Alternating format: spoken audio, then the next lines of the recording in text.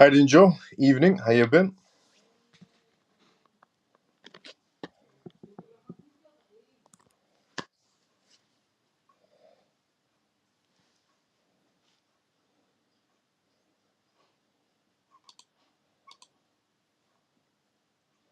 What else? Good to see you, as well, brother. How you doing? How you been?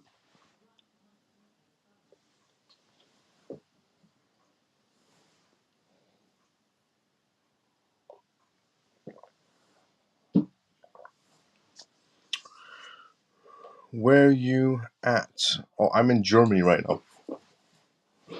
How you doing with us? I'm in Germany. Good evening, Professor Miles and the XRP community. Let's go. How you doing, funky brother? How you been? Butch, good to see you as well. How you doing? How you been? Pure, good to see you as well. How you doing? How you been? Evening. Hey, brother. Don, good to see you as well. How you doing? How you been? I've been good. Let's go. What else? How you feeling today, Dr. Miles? I'm feeling better. Feeling a lot more better than yesterday.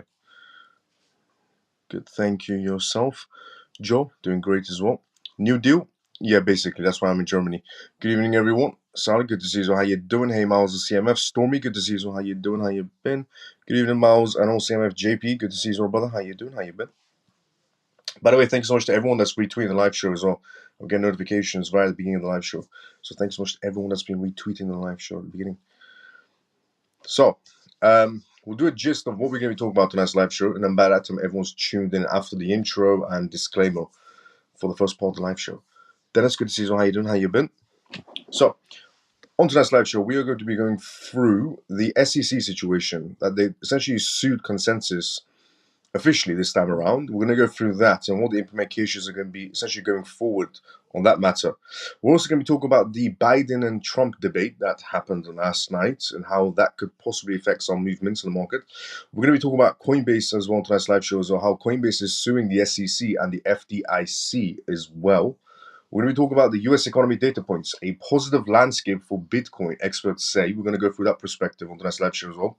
We're going to be going through the news regarding France, Hong Kong, and the Monetary Authority of Hong Kong, essentially exploring CBDCs for tokenization purposes. We're going to be going through on tonight's live show also regarding how, essentially, South Korea, in terms of their students, are fleeing towards cryptocurrencies instead of saving up for assets that would typically people will be saving up for in terms of properties and so on. We're also going to be going through on tonight's live show regarding DeFi technology Valor Inc., who's expanded their ETP offerings on spotlight stock markets essentially. We're going to be also going through on tonight's live show regarding the Solana thing as well, regarding a new company, 21 Shares, that's also filed on their Solana ETF. We're going to be talking about Coinbase and the CFTC and regulated future projects that they're going to be listing, authorized essentially by the CFTC under their watch. We're also going to be going through more Latin American countries coming into essentially the cryptocurrency space, and also some of them lifting their bans on cryptocurrencies.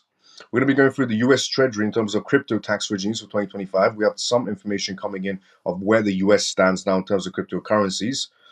We're also going to be going through on tonight's live show regarding a very interesting news towards the end of the live show regarding TON, the crypto project. That's basically Telegram's crypto project. So, on tonight's live show, we have political news, we have crypto news, we have perspective news, and a very interesting news right at the end of the live show regarding TON. But before we go through any of that, welcome to the CMF live show. If you're watching us for the first time ever, on this live show, we talk about cryptocurrencies, CBDCs, AI, regulations and policies, things that's going to be, essentially vital information for you to know, essentially the world shifting into a digital era. Now, the disclaimer of this live show, as always, is not financial advice, not political advice, and whatever I say is only for entertainment purposes. If you're watching this for the first time ever, welcome to the CMF live show. If you're watching this as a regular, let's go CMF. So, live show has officially started now, but the first news we're going to be going through is regarding SEC suing Consensus. But before we do that, we're going to use that comment section first, and we're going to start off with Dennis. Dennis, good to see you. How you doing? Someone, good to see you. How you doing? CMF, everyone's doing good. Let's go, someone. So, Funky Brothers' question is, Miles, the amount of likes and reposts you get, it's only a matter of time before Elon Musk sees it, as we should mention him how grateful we are for the freedom of speech on X, which is a very good factor. Good point, Funky Brother. Mike, good to see you. How you doing? Evening, Miles and family. Hope all is well. Ian, good to see you. How you doing? Mention Elon more. I should do. I mean, it is because of Elon. We're doing the live shows essentially on X because we do have freedom of speech, which is absolutely amazing. I said this before and I'll say it again. Honestly, thank you, Elon. Now, the first is to go essentially on tonight's live shows regarding SEC and how they're officially now suing Consensus. So, what's interesting about this is how is this going to play out regarding the Ethereum ETF scenario? Because it hasn't been fully green lighted. It's got some sort of a green light regarding the Ethereum ETF. But now that the SEC is suing Consensus regarding staking, especially Ethereum staking, it's a bit odd. So the SEC sues Consensus over MetaMask brokerage staking services. The United States Securities and Exchange Commission, SEC, has filed in a lawsuit against Consensus, the parent company of MetaMask. According to the complaint, on June 28th, the company has been operating as an unregistered broker and engaging in unregistered offers of sales of securities through MetaMask swaps since 2020. The complaint claims that the Consensus has collected more than $250 million in fees by brokerage crypto asset transactions and offering staking services without proper registration, thereby depriving investors of crucial protections. The SEC seeks a permanent injunction, civil penalties, and other equal reliefs against Consensus for these alleged violations of federal security laws. Since January 2023, Consensus has engaged in unregistered offers and sales of securities and forms of crypto assets staking programs and acted as an unregistered broker through its MetaMask staking services. By its conduct as an unregistered broker, Consensus has collected over $250 million in fees. In addition, the regulator claims that the facilitating of investments in Lido and Rocket Pool staking programs, Consensus has acted as an intermediary in unregistered transactions, denying investors essential protection.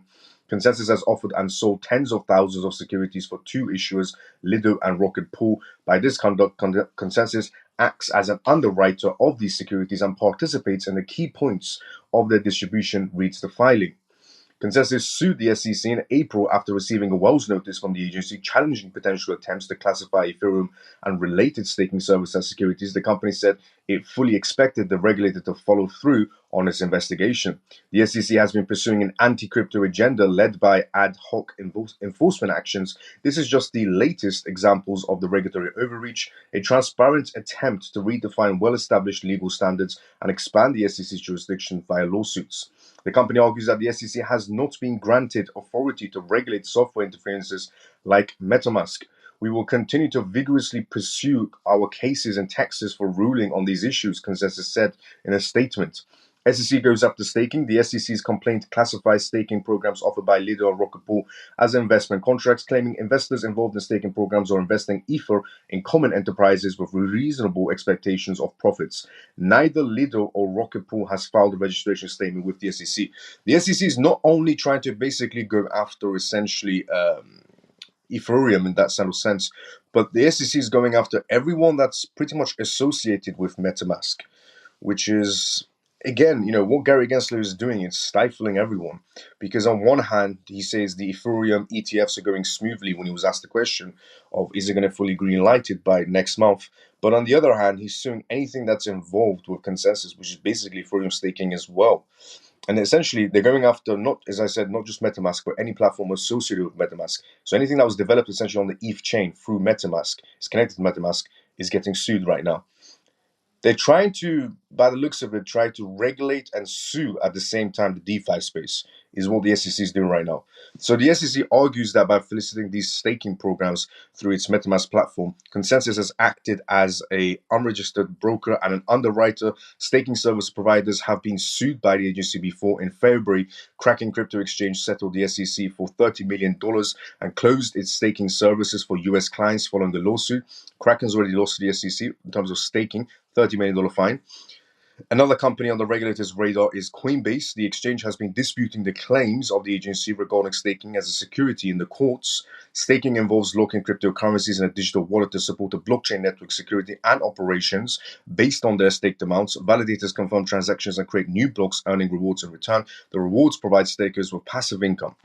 The issue isn't with staking. The issue is tax. The issue is tax, and the SEC is going to have some difficulties trying to implement those kinds of laws with staking, essentially. And the issue with DeFi is that it's hard to control, but they can control it. And how they control it in the SEC's terms is by suing it to the ground and then making it pay a massive fine before they jump in. But yeah, the SEC, once again, Gary Gensler is trying to create as much confusion as he possibly can inside the crypto space. On one hand, green lighting an Ethereum ETF. On the other hand, suing anything to do with Ethereum through MetaMask. Gary Gensler is a very incompetent person, the easiest to put it. Now, the next news we're going to go through on tonight's live show is regarding Biden's debate, which, if anybody saw it, it was absolutely a comedy show. But before we go through that, let's go to the comment section first. So, we were... Coinbase not supporting Fetch AI merger? No, Butch. Coinbase put out a message that they're not going to be supporting Fetch AI or Ocean and SingularityNet at all. Binance is the only one that's going to be so far willingly doing the merger for them. So if you do want to get the merger done with, keep your assets in Binance, not financial advice in any sort of a way, but Binance is going to be doing the merger for anybody that keeping their assets on Binance. But Coinbase decided not to do last minute. Manny, good to see you as well. How you doing? How you been? Evening. Happy Pisces, good to see you as well. How you doing? How you been? Camel, good to see you as well, brother. How you doing? How you been? Miles, since you're in Germany, why not go and see England play the Euro Cup? Just have some time off. It will be fun. I'll think about it. Good evening, Miles and CMF. How is your business trip going? It's going well. He just went to get a win before they get kicked out of office. Hi, Miles. Been watching the replays on YouTube. Thank you. I'm Timeless Soul on YouTube. Let's go. Since he is so confused, yeah, he is extremely. In terms of Gary Gensler, extremely confused, but also Biden's debate, which we're about to go through next. If anybody saw the interview, well, the debate between Biden and Trump, it was there's no way to describe it.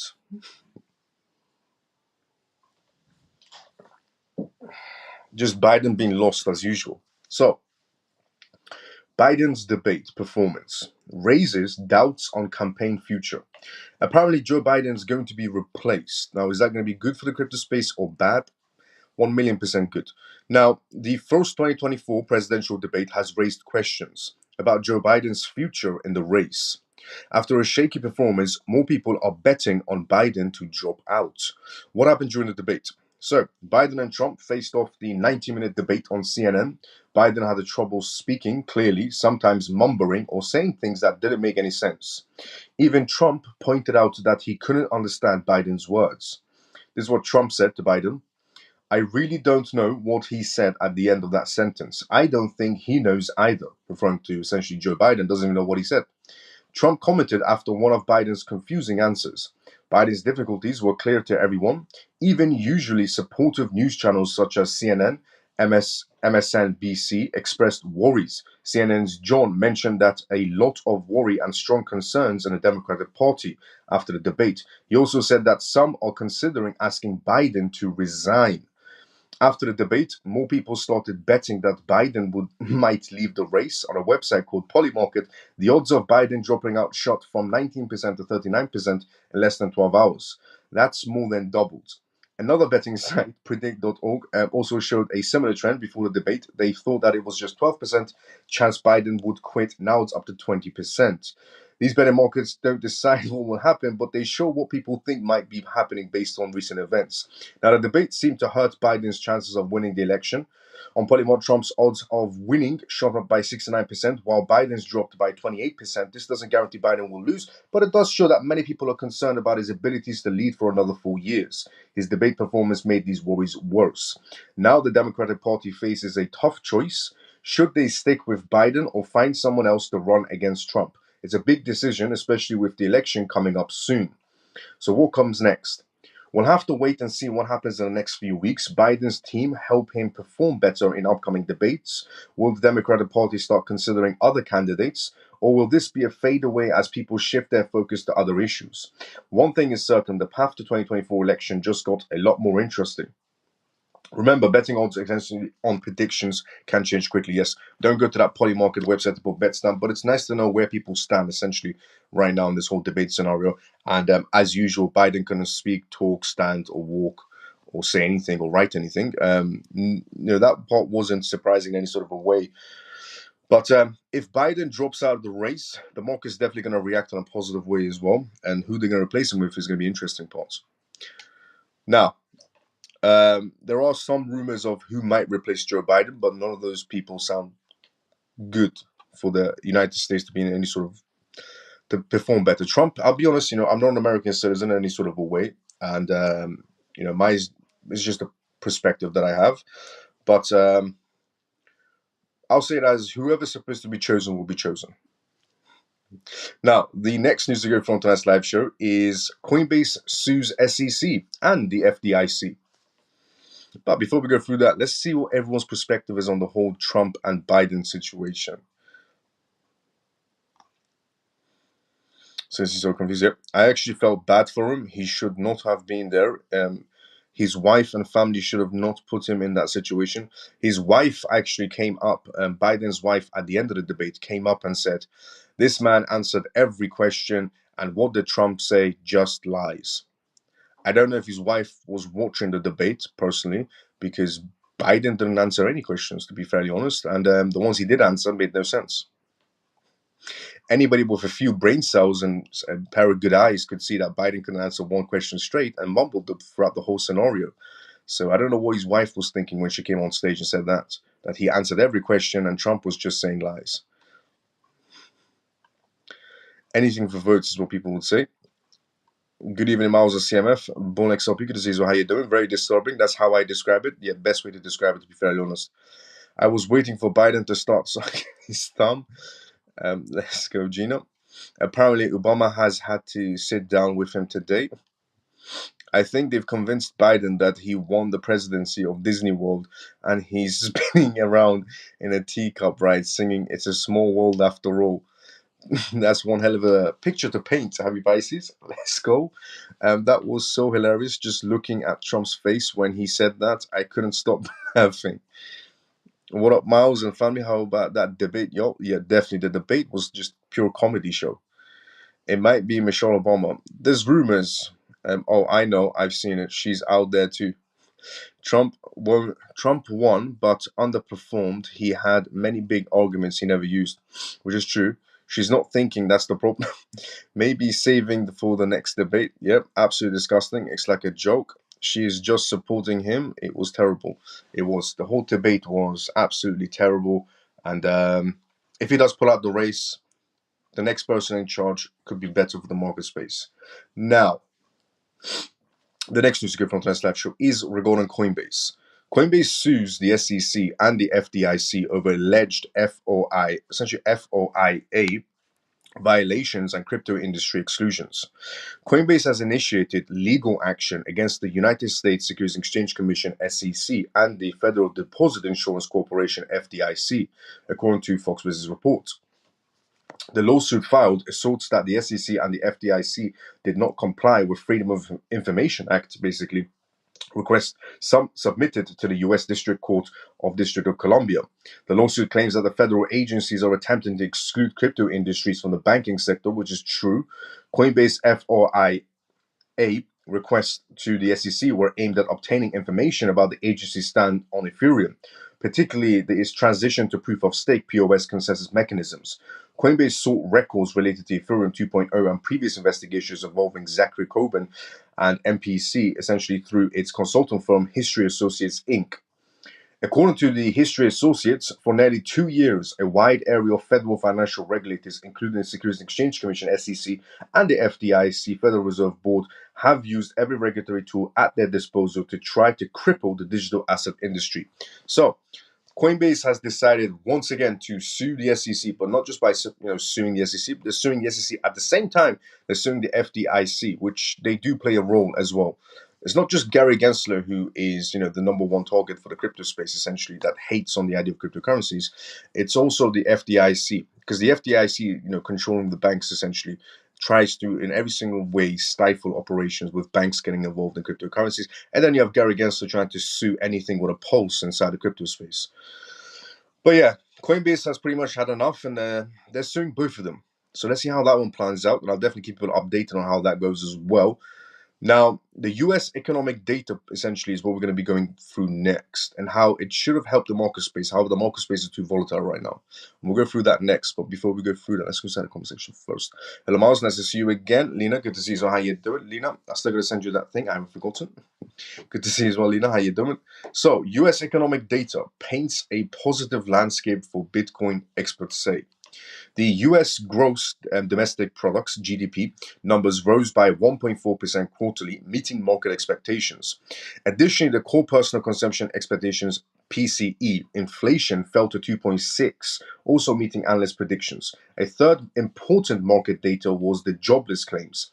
The initial claims came below the estimates, while the continuing claims went above the expected. Experts shared their crypto briefings that this paints a positive landscape for cryptocurrencies. The head of derivatives at Bitfinex Exchange explains that the slowdown in GDP growth suggests a potential economic cooling and that this could impact investor sentiments. This sentiment shift may lead to increased interest in Bitcoin and other digital assets as an alternative investment, particularly if traditional markets show signs of weakness. Historical trends indicate that during economic slowdowns, investors often turn to Bitcoin as a store of value, added Kuhner as well. Ben Kohler, the CEO of Do Your Own Research, also sees the stable GDP growth as an indicator of perceived stability, which might help the crypto market as investors feel less need to move capital out of riskier assets. Moreover, the initial job claims coming in slightly better than indicated, more economic stability, which is normally good for the crypto space, according to Marco Juria, CEO of Jumper.exchange. If not good, neutral worst, he added. Jurian also highlights the GDP numbers, shows that the US economy is slowing down and high interest rates might be taking their toll. My bet here would be that the Fed will start cutting rates by or before September to help bolster the economy. Looking ahead to July, investors should watch for a comeback in volatility in traditional markets and cryptos alike, and regulatory developments and macroeconomic policies will play a crucial role in shaping market dynamics. Another key point to note is that the Fed funds futures data suggests that the market is still expecting and pricing in essentially two rate cuts in 2024, the Fed statements, and a possible continuation of a more hawkish stance on important factors to watch, concluded Kuno. So many CEOs and board members have came out to give their perspectives on the market space because there's new data coming out essentially on the jobs claims inside the United States, and also the rate cuts that we're still expecting inside the market space to happen. But according to these board members and executives and directors, the market should start picking up starting next month. The market's still going to be volatile, but it should start picking up next month because the rate cuts aren't going to be anytime soon from their perspectives. It was about 4 or 5 executives and board member perspectives from high profile companies within the crypto space, essentially.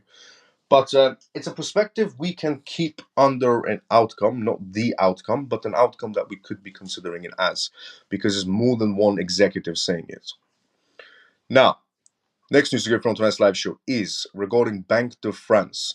Banque de France and Hong Kong are going to be coming together in terms of tokenization, but CBDC style.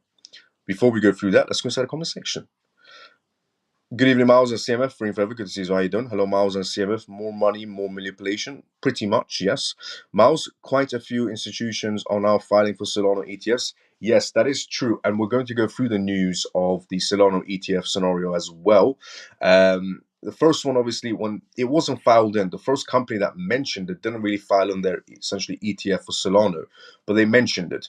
But I do have a company that actually filed it in that we're going to go through on tonight's live show regarding Solana. Why they didn't mention anything about the crypto market in the debate? Well, it's because they wanted to get the factors across regarding who's going to be doing what for the US economy right now, because it's not doing too well. And obviously, they didn't want to confuse Joe Biden. We know for a fact those questions that were being asked were more rigged so that Biden can have a easier way of answering them, and even that he couldn't do. But yeah, those questions were more simple questions, so Biden is capable of answering something.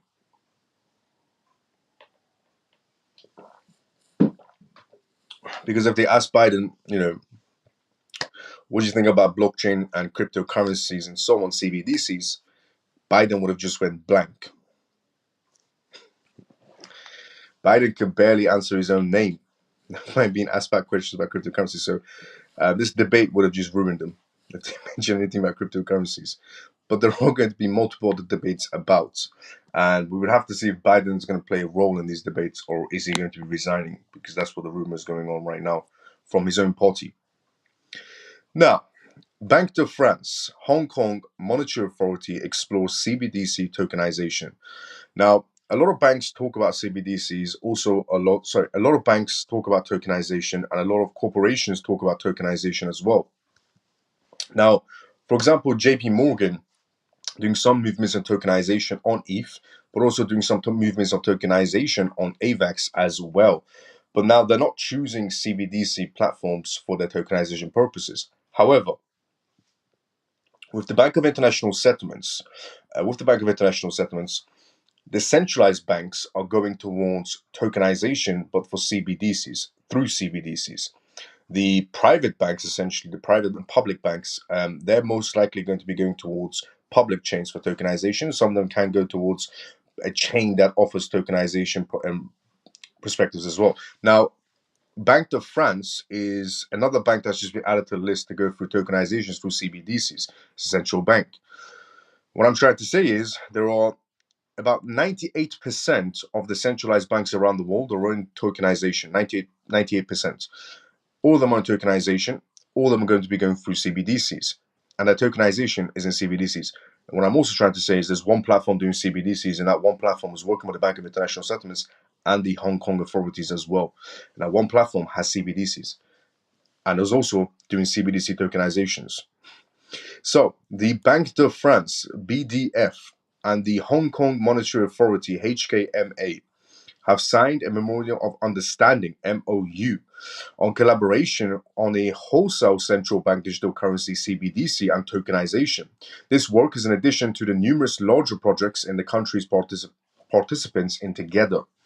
The Hong Kong Monetary Authority and the BDF will explore interoperability between their CBDC infrastructures and cross-border transaction settlement efficiencies. The Hong Kong Monetary Authority said in a statement the BDF has infrastructure called DL3S in place for the introduction of CBDCs. The Hong Kong Monetary Authority will use the project essentially Enable sandbox for their research. A digital sandbox is where platforms test out their blockchains and products before they release it to the public.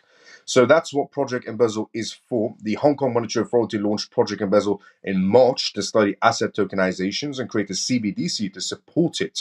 The agency went on to establish an architecture community of Hong Kong regulators, the Bank for International Settlements, BIS, large local banks, Hashkey Crypto Exchange, and digital technologies, Microsoft Hong Kong. The project was slated to begin research and testing mid-year. First Deputy Governor of the BDF, Dennis Bio, said the Hong Kong Monetary Authority's recent announcement for the launch of the Project Embezzle was very timely to initiate this cooperation. We look forward to further testings of the DL3S platform in this context.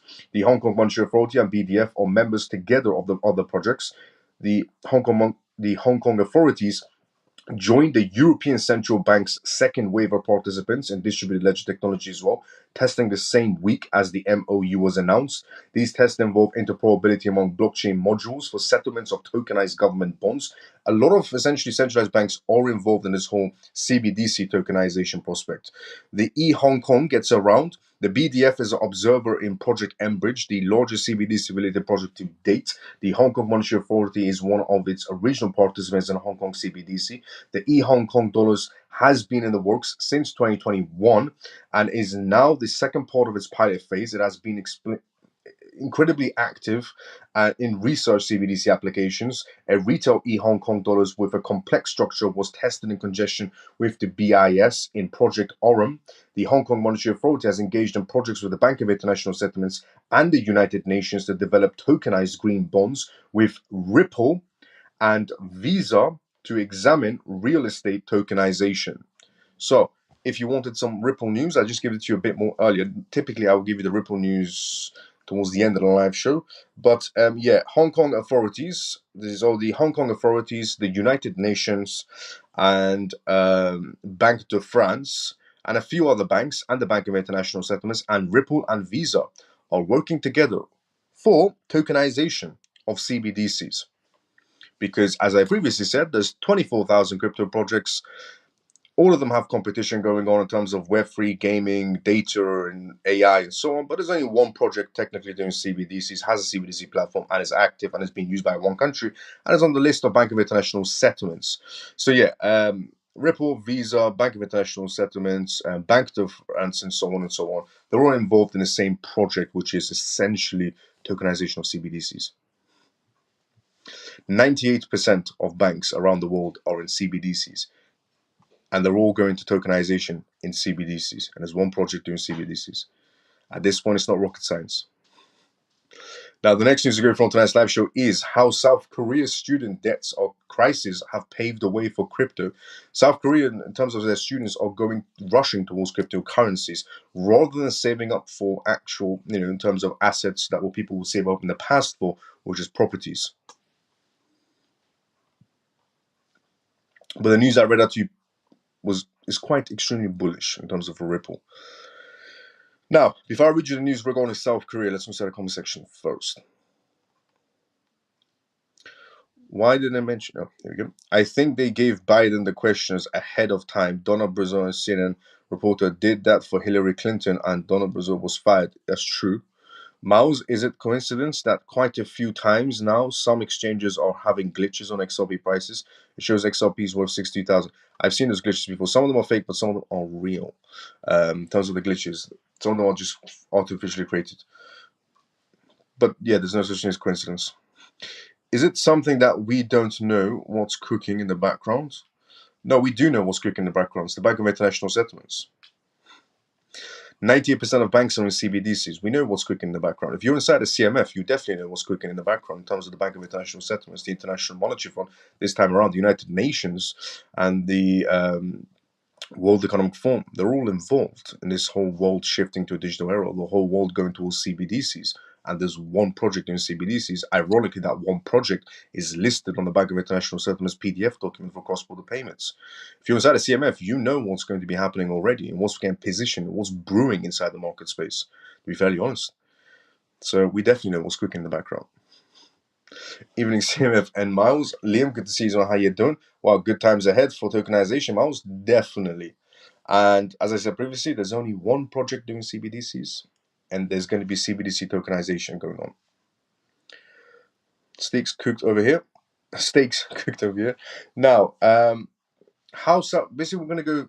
So previously I shared you the news that New Zealand is, the New Zealanders are moving towards cryptocurrencies. Few other countries, in terms of people saving up to buy properties, people are shifting their mindsets and saving up to essentially buy cryptocurrencies instead, as to go against inflation in terms of having an asset. And this is for the retail section that's happening. So South Korea, same thing is happening as well, but in terms of the younger generation in South Korea. So South Korean students' debt crisis paved the way for crypto. In a surprising financial twist, nearly half of South Korean university students are moving towards cryptocurrencies. So the next generation are heavily inside of cryptocurrencies. Considering it can be a lifeline to manage their mounting debt and economic challenges, this unexpected trend underscores the severity of student debt crisis, pushing young people towards innovative and risky financial strategies in hopes of achieving economic stability and independence. Now, in South Korea, the number one cryptocurrency traded is technically XRP rather than Bitcoin, ironically. And in South Korea, rising housing costs and living expenses are pushing a significant portion of young adults into staggering levels of debt.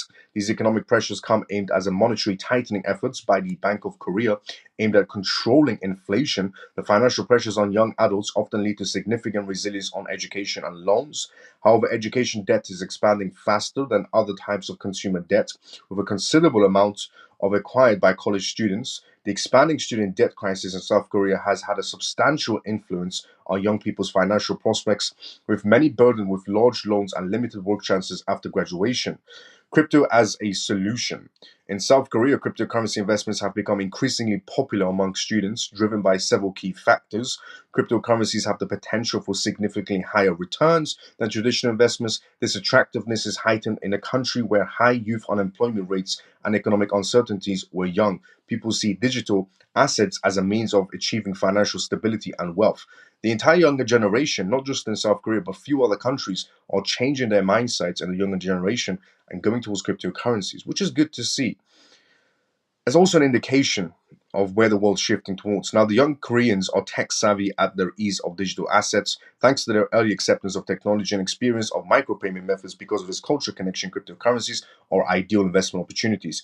Cryptocurrencies are volatile and risky, lacking regulation like traditional markets, which could lead to losses from scams, hacking, and manipulation. Despite these dangers, young South Koreans are drawn to their high-profile potentials, familiarities with technology, and economic conditions. 40% of these South Korean, essentially, university students are investing in cryptocurrencies like crypto overseas stocks, according to surveys by Korea Investment and Securities. The future of cryptocurrencies in South Korea. The future of cryptocurrencies in South Korea appears promising yet uncertain.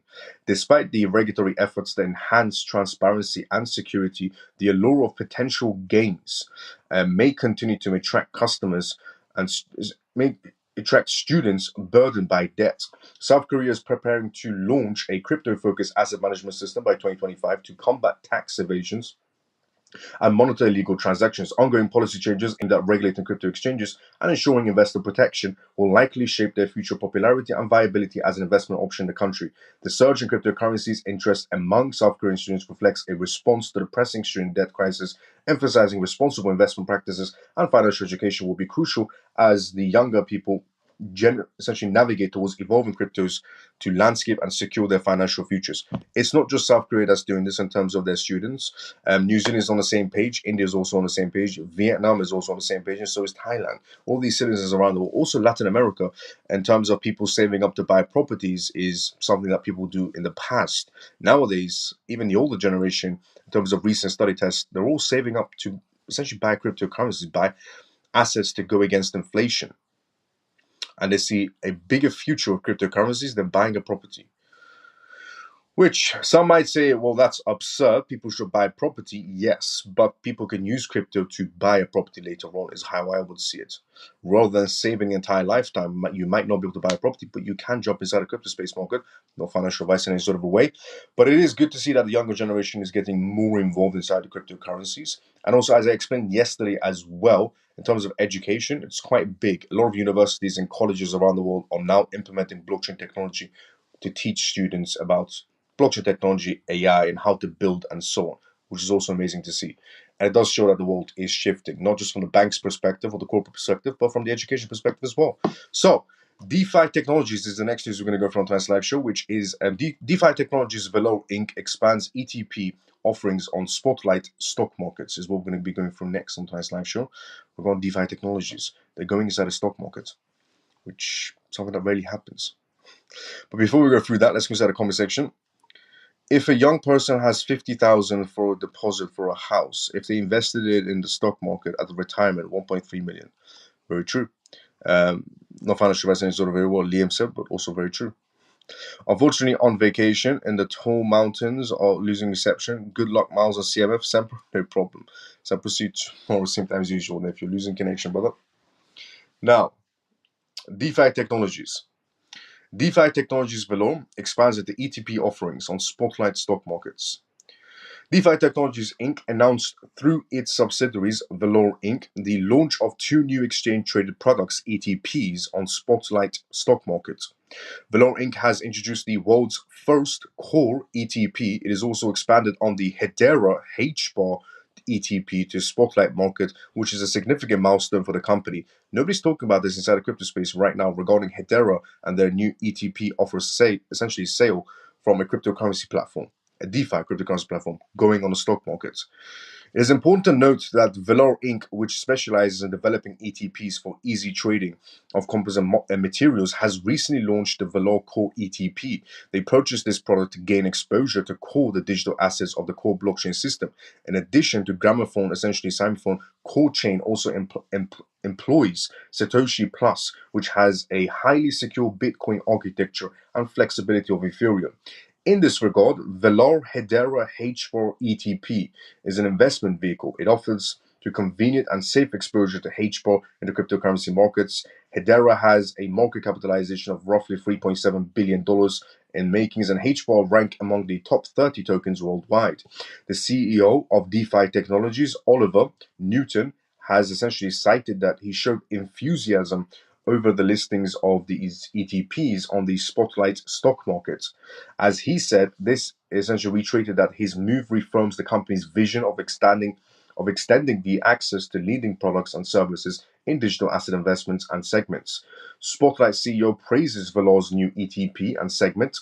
There were media reports with Andreas Kuhlmann, the CEO of Spotlight Stock Market, quoted as extended positive sentiments towards the new ETP, essentially a segment with Velour. He also talked about the latest systems introduction that allows trading essentially multiple ETPs has met long-term requirements from several firms. When listing the projects that spearheaded at Velour's, Jonah Blitz, head of Nordics, pointed out the launch of Velour's Hedera HBAR and Velour Core in the Nordics as an achievement. She added that Velour's Core is unique as it is now the only ETP with Core as the underlying asset, which would help it to increase Velour's products, list an underlying company's focus, and offering diverse products. Lastly, Velour Inc. is a subsidiary of a DeFi Technologies, has listed a first core ETP globally increased Hedera HBAR ETP on a spotlight market. These products give investors easy and direct exposure to digital assets, thus highlighting Velour's vision of essentially harmonizing Wall Street with DeFi. I'll be very, very honest. HBAR is definitely going to be on the list for essentially even ETFs, without a doubt. Some people might not see it, some people might see it, but I definitely see it. HBAR is definitely going to get an ETF as well. There has been quite a lot of HBAR ETPs, not much movement happening in terms of their ETPs, but it's good to see because it's growing that trust inside the corporate sector regarding HBAR. If more people, more institutions essentially start going towards HBAR ETPs, eventually it was going to lead to a HBAR ETF, which is definitely going to help his price point, without a doubt. Now, next news to go from tonight's live show is regarding Coinbase and the CFTC. How Coinbase has pretty much got a green light from the CFTC. But before we go through that, let's start the comment section first. Why Trump kept on saying black jobs and Hispanic jobs. What does that mean? He's referring to people's. I didn't see the full debate. I saw segments of it. So just to get a better understanding, send me a clip of what he exactly said. United States of America is finished. How do you have a president that is clinging on to power when he is totally obviously inherent? USA is a laughingstock. At this point, game is over. Pack up your crypto bags as much as possible and hope that is the last unprecedented opportunity for massive bull run that is more likely going to happen. Exactly. Let's go. The US is not over. Believe me, I can't comment directly to Thompson. Yes, the US is not over, in my opinion, either, in any sort of a way. This is all just one big show, but it's definitely not over. The US is still controlling the market space. I've said this multiple times. Don't look at Biden as an example of what the US is. Okay, never look at essentially at a politician, a prime minister, or a president as a reflection of that country because they have no voice. What's actually controlling countries is essentially the institutions that are funding these political campaigns. They're the ones that pull the movements and pull the strings. So I've said this multiple times. Don't look at essentially Biden as an example or reflection of what the United States is and what it's capable of doing. There's a lot of corporations that have heavy plays within politicians and they pull the strings. The United States is far from finished. They're still a powerful country. They still control the markets all around the world. If they sneeze, the rest of the markets around the world catch a cold. What the International Monetary Fund said, as I said previously, is a fact. The United States is still the dominant currency in traditional sense, and even in a digital sense. The number one currency inside the market space in the crypto world is USDT, which is essentially a digital dollar. So even inside the crypto space, it's the number one currency. So it's nowhere near done. They always have dominance inside the market space. Obama is on his third present presidency, and if you think that is delusional, they will never lose power, which is true. No country is going to be losing power. No country is going to be losing power. Every country wants more power and more control. So the United States is not going to be giving up power. It's just not in their books. Biden or Jim Carrey? Ripple and Coinbase, basically the big show. Babylon the Great is falling is falling. In addition, what are these legislations drafting for cryptocurrencies? We're going to go through the news regarding that matter as well. The new legislations that will be coming to the United States very, very soon. We finally got some word of what's going to be implemented inside the United States in terms of cryptocurrencies for taxation purposes and so on. But it's a start. An official world we got.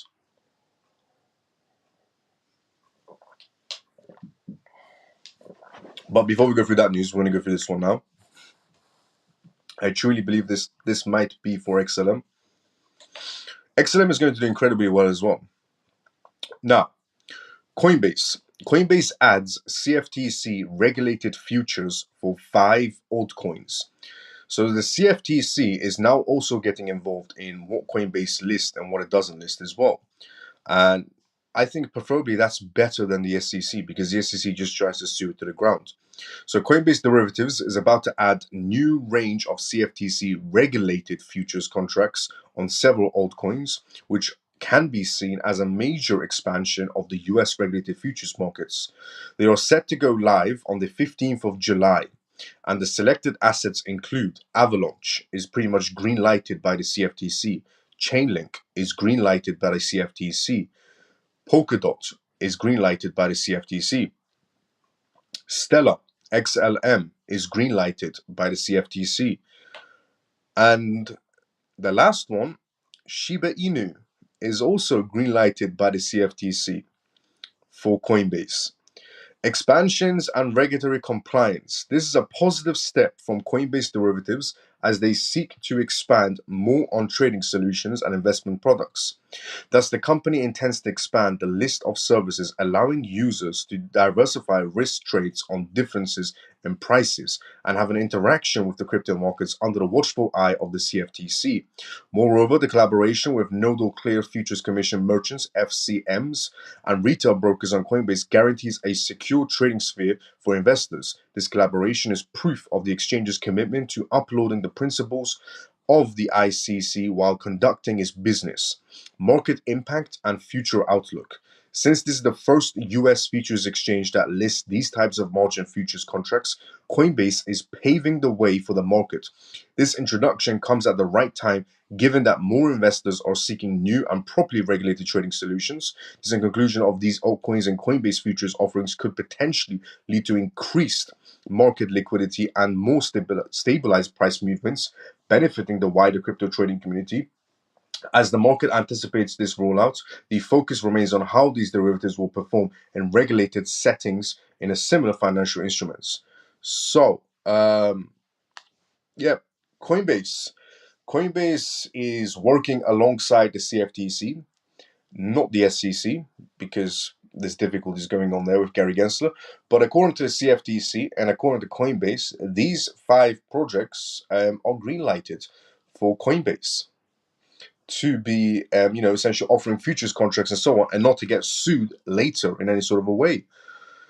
But this is good because this is happening under the watchful eye of the CFTC, and they're green lighted by the CFTC as well. So this is happening under the eye of the CFTC, which is great to see. CFTC, Rostam Benham, chairman of the CFTC, getting involved in this matter as well, and helping Coinbase essentially greenlight some of these crypto projects, something the SEC is incompetent of doing.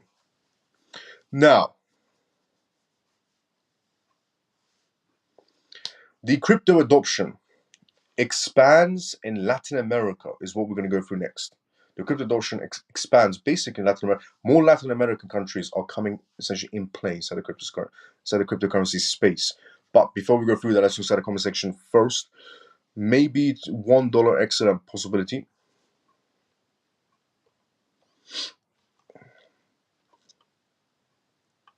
High possibility. Wow, Shiba. Yeah, baby, is what Thompson said. I was listening to the list and wow, hold on, but does this mean, what does this mean for the price? I'll tell you now. My cold wallet doesn't hold HBARs, so I'm keeping it on exchange. Any suggestions? Yes, Tangent should be a cold wallet. What cold wallet are you using, Happy Pisces? Happy Pisces, you can use Tangent. They hold HBAR. Are you using Ledger or are you using which one? What does this mean for the price? Regarding the price of Shiba Inu, Avalanche, and so on and so on, eventually the prices will start climbing, which is, look, it's positive because the CFTC has green lighted it, which is the most positive factor about it. It's not Coinbase going out of their way to list these crypto projects. It's basically CFTC saying, no, we approve these projects. It's good to see the CFTC's involvement inside the crypto space, something the SEC should have done a long time ago. But eventually the price is going to do well for them because it's giving them credibility. Black Swan, first non-ledger from a bank. Tangent definitely takes H4. Yes, Tangent definitely takes H4. That's true because I use Tangent as well. Yeah, Happy Pisces, you can use Tangent. It does offer H4 services. If you want, I can send you the link to Tangent so you don't download the wrong platform or buy from a fake website. There's a lot of fake websites out there that pretend to be real websites inside the crypto space. Please be careful. If you want, I can send you the link for Tangent. Skirix Wallet, excellent. Large screen, QR code, takes 20 seconds to buy something off Coinbase. Okay. I would say if it doesn't hold HBAR, bit odd. Get a Tangent as well is what I would say. I'll send you the link to Tangent after the live show. Nano Ledger should be stored in at Fallback. Yes, it should be regarding Nano Ledger. But I'll send you the link to Tangent by Pisces. It's about $60, if I'm not mistaken, for the crypto wallet. And it gives you 3 cards, just in case you lose one of them. But yeah, high security. It's never been compromised either. And it offers it. Yes, please send me the link for Tangent. No problem. High Pisces, I'll send you the link after the live show. Now, another country has decided to lift the ban on Latin America, on cryptocurrencies. So crypto adoption expands in Latin America. Bolivia lifts a 4-year cryptocurrency ban. Crypto adoption continues to expand in Latin America as more countries embrace cryptocurrencies and digital assets. Recently, Bolivia announced they lifted their 4-year crypto ban to modernize the payment systems. The Central Bank of Bolivia, BCB, revealed it had revoked its previous resolution that banned the use of cryptocurrencies in the country. The broad resolution essentially issued a notice and prohibited that the use of channels of electronic payment infrastructures instruments IEPs are for purchase and sale transactions of virtual assets. The new board resolution allows financial entities to transact with crypto. The decision was made in collaboration with the Financial Systems Supervisory Authority, ASFI, and the Financial Investigation Unit, UIF, as well, taking into consideration the mutual evolution of the state of Bolivia since 2023-2024, carried out by Latin America Financial Action Task Force as well. After the evolution, GAFILAT recommended the Bolivian watchdogs consider the regulation of virtual asset service providers according to the public policies to be defined in the Bolivian context. The task force also highlighted that during the last year, the country has worked on legal basis that will allow facing new challenges in this modernization process and incorporate crypto and its regulations into the Bolivian payment system. The president of the Central Bank of Bolivia, Edwin Rojas, affirmed that the BCB has continuously worked to modernize the country's payment systems and infrastructures. Rojas also emphasized that the new board resolution Bolivians will have a new mechanisms for financial activities, a step towards broader crypto adoption. According to the press release, the ASFI will control the financial intermediaries entities, including the means of entities provide the acquired crypto assets. Additionally, will offer financial education on virtual assets and their tasks to the population. The IUF will oversee the preventive measures to identify possibly suspicious operations linked to legitimize of illicit profits and financings of illicit activities. And the taxation, essentially the taxing of cryptocurrencies, are going to be coming through as well. Now, however, the BCB emphasized the Bolivian remains that the only legal tender in the country, unlike El Salvador, which made Bitcoin a legal tender in the country. BTC and other cryptocurrencies are not cash, and there are no obligations as a part of the population to receive them as a payment method, unlike El Salvador. However, there's still green lighting cryptocurrencies. Ultimately, the central bank will incorporate aspects of risk of using crypto assets into its economic financial education plan. This measure aims to promote greater knowledge to the population and allow Bolivians to make informed decisions when using virtual assets. I think Bolivia is going to all of a sudden start following the same footsteps as El Salvador, essentially, which is legalizing completely.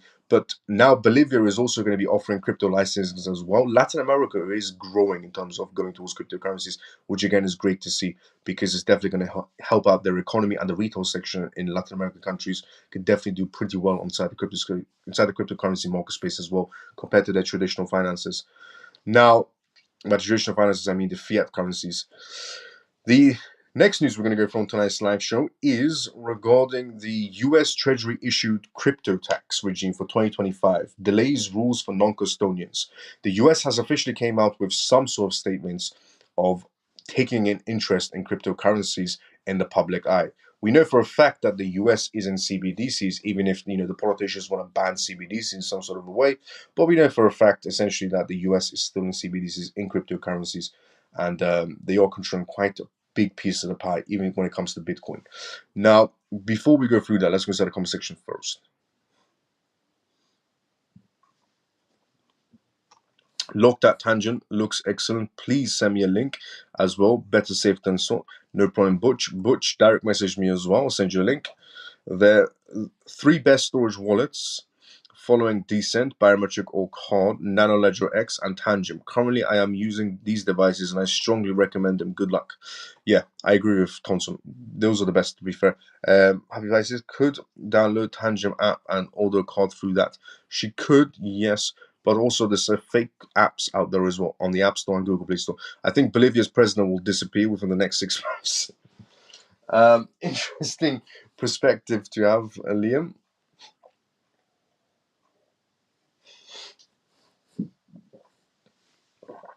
Now, this is basically the US taking interest in cryptocurrencies, which is good to see in the public eye. The US Treasury issues crypto tax regimes for 2025. Delays rules for non-custodians. The US Treasury Department issued its long-awaited tax regime for cryptocurrency transactions. Now, if the US is introducing cryptocurrency taxation, that means they're getting very close to implementing massive regulations and regulating the entire market space, because it's always about a tax. So the US Treasury Department issued its long-awaited tax regime for cryptocurrency transactions. That also means the institutions are coming in as well, setting up filing rules for digital asset brokers that will begin for transactions happening next year. But it put off some of its important continuation decisions about brokers and that never take possession of customers' cryptos. The new Internal Revenue Services, the IRS, rules for crypto brokers released today a call for trading platforms, hosted wallet services, and digital assets kiosks to submit disclosures on the movements and gains of customers' assets. These assets will also include, in a very limited circumstances, the stablecoins such as USDT and Circle's internet financials such as USDC and high-value non-fungible tokens, NFTs. Though the IRS explicitly refuses to settle the long-standing battle over whether tokens should be considered securities or commodities. The IRS did not want to comment in any sort of a way what is a security and what isn't, but they did say everything is taxable, and that the IRS is going to be working with wallet providers and exchanges and even DeFi platforms to make sure everybody's paying their taxes. Now, if you think this is only going to be applying to the United States, you are mistaken. As you can remember, they are all under the G20 countries, and they all signed a declaration. So whatever happens in terms of the IRS inside the United States, most likely something else is going to be implemented similar in your jurisdictions if you live in a G20 country, which is essentially America, the United States, Canada, the UK, the EU, Australia, Japan, Russia, China, Hong Kong, and so on. The list just goes on. While this rule focuses on the most obvious platforms such as Coinbase, Coin essentially, and Kraken, non-custodial crypto businesses such as decentralized exchanges and unhosted wallet providers are only getting a temporary reprieve from their new filing demands. The popular crypto platforms that handle substantial majority of transactions can't wait any longer for rules. The agency contended, but the other issue need more study and they'll get their own rules later this year. So the US is going to be coming out with regulations later this year as well. The Treasury Department and the IRS do not agree that the non-custodial industry participants should be treated as brokers, according to the explanations included in the Friday rule. However, the Treasury Department and the IRS would benefit from traditional considerations of issues involving non-custodial industry participants as well. The final rule for the more commonly used brokers begins with the transactions on January 1st, 2025, leaving crypto taxpayers with another filing year, which they're on their own to figure out their 2024 returns, and the intermediary through crypto firms have already been moving to adapt. The IRS gave an additional year until 2026 for brokers to start having to keep track on cost basics for assets, the amount of each was originally purchased for. Real estate transactions paid for cryptocurrencies after January 1st, 2026 will also need reporting. The regulations said real estate reporting persons will have to file fair market value of digital assets used in any such transactions. If you're using cryptocurrencies to buy properties as well, that is also going to be coming up on the system as well. A 2021 infrastructure bill in Congress had set the stage for the Treasury's IRS to establish this formal approach to cryptos, and since then the industry has been frustrated with continuously delayed process. The eventual proposal drew 44,000 public comments. Because of this Infrastructure Investment and Jobs Act, investors in digital assets and the IRS will have better access to documentations they need to easily file and review their taxes. Returns, said acting essentially Assistant Secretary of Tax Policy in a statement. By implementing the law's reporting requirements, these final regulations will help taxpayers more easily pay taxes owed under their current law while reducing tax evasion by wealthy investors. The IRS Commissioner Danny said that the final regulations took in place in comments. These regulators are important part of the larger efforts of the high income individual tax compliance. We need to make sure that the digital assets are not used to take to high taxable income, and that these final regulators will improve detection of non-compliance in the high-risk space of digital assets. He said, our research and experience demonstrates that third-party reporting improves compliance. In addition, these regulations will provide taxpayers with much needed information, which will reduce the burden and simplify the process of reporting their digital assets activities. Controversial rule. The process of writing this controversial tax rule provoked widespread concerns from the industry that the US government would overreach by imposing possible requirements on Bitcoin miners, online firms, software developers, and other entities. Nobody's safe from tax. They're coming after every angle in terms of the crypto space. Everybody's going to be paying taxes, doesn't matter what part of crypto space you're in. So the entities that aid investors but wouldn't traditionally be considered brokers and don't have the information about customers nor disclosure of infrastructure that will let them comply. The IRS said that it recognizes that crypto brokers shouldn't include those providing validation services without providing other functions or services, or persons that are solely engaged in the business of selling certain hardware or licensing certain software as well, for which the sole function is to permit persons to control private keys, which are used for accessing digital assets on distributed ledger technologies. The US tax regulators estimated about 15 million people will be affected by the new rule, and about 5,000 companies will need to comply with these regulations as well inside the United States. The IRS said it tried to avoid some burdens of users of stablecoins, especially when they're used to buy other tokens and in payments. Basically, a normal crypto investor and a user who doesn't earn more than $10,000 on stablecoins in a year is exempt from reporting. So if you are essentially a normal user in crypto space and who don't earn more than $10,000 on stablecoins in a year, you're exempt from paying taxes. Stablecoin sales, the most frequent in the crypto markets, will be tailored collectively in an aggregated report rather than individual transactions, the agency said. Though more sophisticated and high-volume stablecoin investors won't qualify. The agency said that these tokens fall within the statutory definition of digital assets, as they are digital representations of the value of the fiat currency that are recorded on a cryptographically secured distributed ledger. So they couldn't be exempt despite the aim of few to steady value. The IRS also said that totally ignoring these transactions would eliminate a source of information about digital asset transactions that the IRS can use in order to ensure compliance with taxpayers' reporting obligations. But the IRS added that if Congress passes one of these bills that it would regulate stablecoin issuers, the tax rules may have to be revised. Look, with the IRS coming out, it's absolutely great news. You might see it as a bad news, oh no, crypto tax. But look, with the IRS coming out for crypto tax officially now, making a public announcement, telling you step by step of how crypto taxation is going to work. One, it means that crypto is finding its place within the government inside the United States. Two, it also means that more institutions can get involved inside the crypto space now, knowing how the taxation works, and it's no longer in a gray area, so they won't be paying fines later on. So these are all indications of more institutions coming into play, more banks coming into play, more high-profile investors from Wall Street coming into play because the regulations are finally coming in. By the end of the year, we should have some regulations from the United States as well.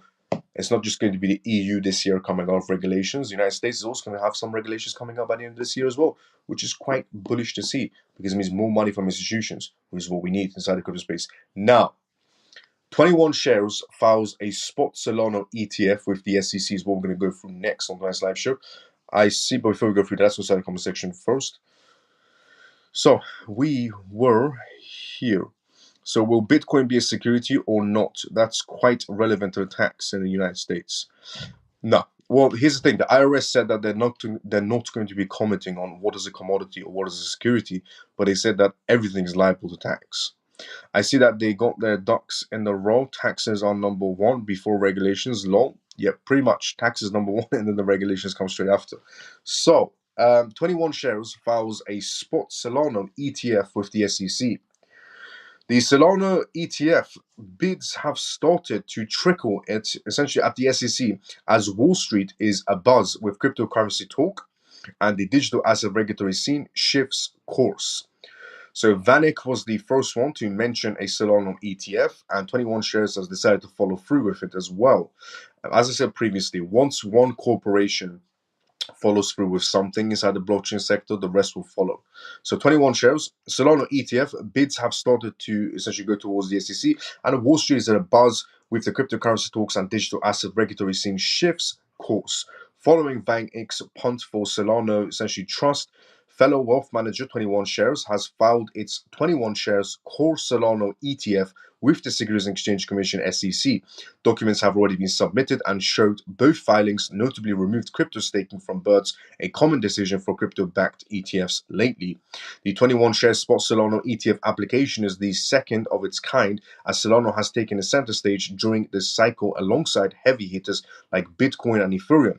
After a successful Bitcoin ETF and a forthcoming essentially Ethereum ETF approval, Solana has made the rounds of the next cryptocurrency to assume exchange-traded fund wrapper used to attract institutional capital. Despite the hype, experts and industry leaders like Wintermute CEO, who argue that bringing spot Solana ETFs to the market will nearly impossibly until at least next year. He also predicted that a low capital inflows into spot Ethereum ETFs might discourage investors from buying another crypto investment product. Now, also, Solana ETF issuers chant sole commodity status. Classifying Solana's native token as a commodity instead of a security has been shared a theme among spot Solana ETF filings thus so far. The strategy of underlying thesis for Solana-backed funds mirror the pathway followed by would have been to spot Ethereum ETF issuers. It's also Van Eck's head of digital assets research, Matthew, wrote that Solana functions similarly to other digital commodities like Bitcoin and Ethereum as a transaction fee facilities and payment currencies for blockchain services. Additionally, Siegel also positioned that there is no single entity or intermediary that controls the Solana network, further solidifying its decentralized framework and commodity status. The broad range of applications and services supported by Solana ecosystem and decentralized finance DeFi to NFTs underscore Sol's utility and value as a digital commodity, mentioned by Siegel. So I'm guessing in about a week's time, we're going to have more institutions coming through saying they're going to be going towards a Solana ETF. All it takes is for one institution to do something inside the blockchain sector. The rest will follow. It's happened back to back quite often, but it's also how it does work inside the corporate sector as well. Somebody always has to test the waters inside the corporate sector for the rest of the corporations to follow through with it. Now, this is the interesting and funny news I was going to tell you right towards the end of the live show, which is TON. So I've talked about TON quite a lot on this live show. which is essentially a crypto chain that was developed by Telegram, dropped by Telegram, and then partnered with Telegram later on.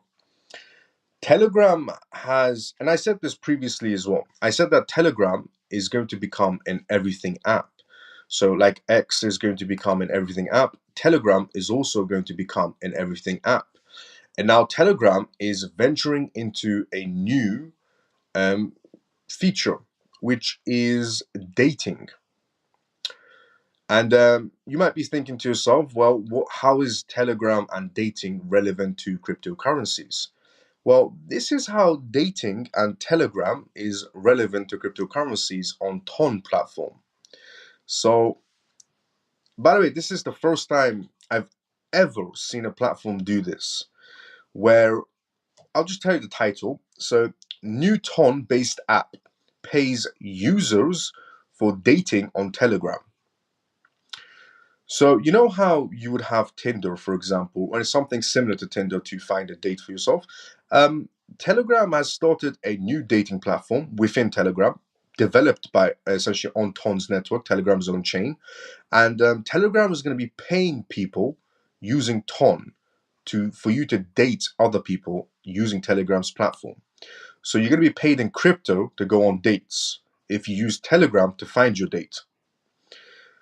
Telegram launched a dating app on the Ton blockchain that pays users for liking other people's posts, finding a match, or inviting their friends.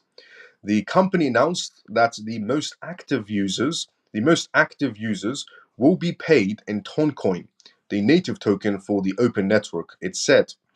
Telegram said that the mini apps dubbed the Ton Dating is the first such dating application on a messaging platform.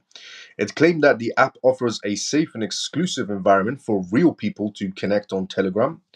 Telegram uses web apps that run inside the platforms, which are known as mini apps. Businesses have utilized these mini apps to sell physical products on Telegram for many years. According to the company's CEO, Pavel Durvu, more than 400 million people interact with the mini apps on Telegram every month. Telegram says Ton Dating is a membership-based dating community on Telegram. To become a member, you will need to create a profile on the website or join using existing cryptocurrency wallets that supports the open network Ton, and you can do all of this inside your Telegram accounts. Telegram, a privacy-focused social media network, wrote on its platform that all profiles are carefully reviewed and verified, ensuring you meet only real people and make meaningful connections. Multi-step identities verifications ensures no anonymous users or bots, only real people, the company said. As bots run riot on rival sites like X, formerly known as Twitter, Telegram says that its dating app comes with a highly quality connections where real people can meet each other. It added that the most active members will get rewards in Ton cryptocurrency. So, if you were thinking about finding yourself your next date, you can go right now to Telegram, sign up to their dating profile on Telegram, and get paid to date. And you get paid in Ton. It's something that's never been done before, where a company would pay you to date using their platform. But Ton's doing that through Telegram. And this is Telegram doing this essentially. Telegram is definitely venturing out and trying to make their app into an everything app. But I never assumed their first venturing out was going to be towards a dating app on Telegram. I thought they were venturing out towards e-commerce and businesses and so on, not paying people to go on dates and using Ton as essentially the paying method. But that is what they're going to be doing on Telegram. So if you do want to go, if you're thinking about, going on a date anytime soon, use Telegram and get paid to go on a date using Ton network. So we have also, so if you get a bad date, do you get a reduction? If you go on a bad date, you get a reduction. Maybe, but apparently, if you're very active on the dating app, you get paid quite a lot in Ton. So, if you want to be very active on a dating app, if you're that type of person that's extremely active on a dating app, Telegram might be your best place to go. So at least you get paid for it. But we have also reached the I'm just going through the conversations. We have also reached the endings of tonight's live show as well. I have so many things to do tomorrow as well to prepare for Monday, essentially. Um, so to prepare for,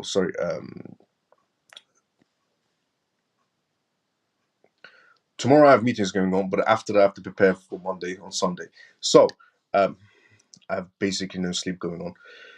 Telegram, definitely being creative. Yes, they're definitely being creative. So we have also reached the endings of tonight's live show as well. So on tonight's live show, if you did tune in a bit late, we went through Telegram going towards a very creative method.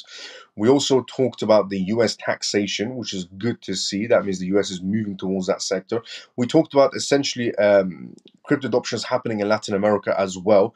We talked about Coinbase essentially adding to CFTC regulated futures for 5 altcoins.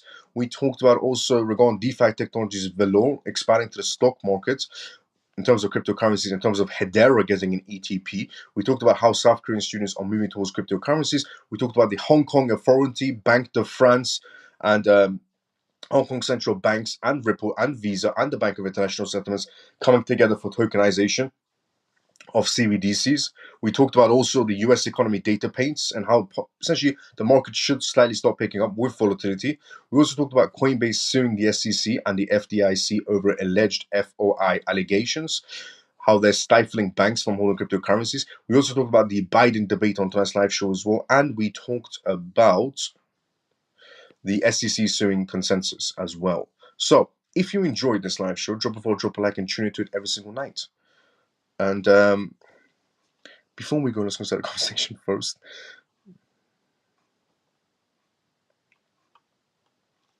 Telegram, they're definitely being creative. Yes, they are. So if you have a big ton bag from dating, doesn't look that good. Yeah. Thanks, mate. Good night. No problem. Butch, see you tomorrow as usual. Love Telegram more and more now. Take care, Miles and family. Ray, let's go. See you tomorrow as usual. Good night, brother. Good luck to your hard work. Thank you so much, Camel. See you tomorrow as usual. Thank you, Miles. Have a great night. Mike, you too, brother. See you tomorrow as usual. Good night, Miles and all CMF. Thank you for taking the time as you're so busy. JP, thank you so much for the kind words. I'll see you tomorrow as usual. Well, thank you for the real good show tonight, Miles. Good night, everyone. Troy, see you tomorrow as usual as well. I will see everybody tomorrow. Same time as usual. And everybody have a great day or a good night, depending on where you're around the world. Thanks, Miles, and see you tomorrow all. Someone see you tomorrow as usual as well. I'll see everybody tomorrow, same time as usual. Everybody have a great day or good night, depending on where you're around the world. Also, we have a Telegram group as well. If you watch this for the first time, it's completely free. Everything I do is completely free of source. The link is on YouTube if you watch this from YouTube, or on X if you watch from X. I'll see everybody tomorrow, same time as usual. Everybody have a great day or good night, depending on where you're around the world. CMF, see you tomorrow, same time as usual. Talk, see you tomorrow as well. And good night, Miles and family. Have a good one. Great life. Let's go, Ian. See you tomorrow as usual as well. Good night, Miles and CMF. Good luck, Miles. Thank you so much for being forever. See you tomorrow as usual as well. I'll see everybody tomorrow, same time as usual.